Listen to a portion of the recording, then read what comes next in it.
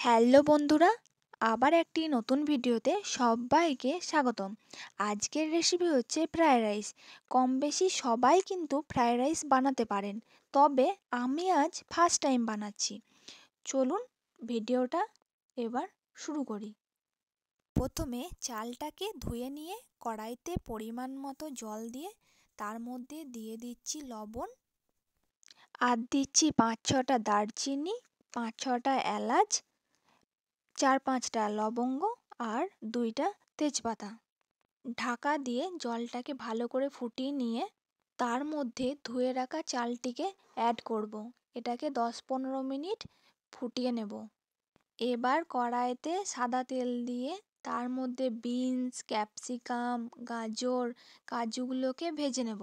আপনারা চাইলে এর মধ্যে ঘিও অ্যাড করতে পারেন। সবজিগুলো ভেজে নিয়েছি, এর মধ্যে স্বাদ মতো নুন আর চিনি দিয়ে খুব ভালো করে মিশিয়ে নেব। কড়াইতে দিচ্ছি পরিমাণ মতো সাদা তেল আর তার মধ্যে দিয়ে দিচ্ছি ভাত।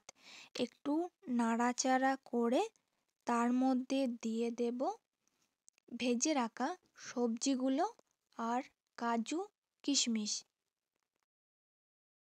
এইগুলো সব একসাথে দিয়ে ভালো করে একটু নাড়াচাড়া করে নেব। খুব ভালো করে মেশানো হয়ে গেছে। এবার এর মধ্যে দিয়ে দেব গুঁড়ো করে রাখা চিনি, গরম মশলা, স্বাদ মতো লবণ, গোলমরিচ গুঁড়ো। সমস্ত কিছু দিয়ে গ্যাসের ফ্লেমটাকে মিডিয়াম রেখে খুব ভালো করে মিনিট 3 ধরে ভেজে নেব, যাতে সমস্ত কিছু খুব ভালো করে মিশে যায়।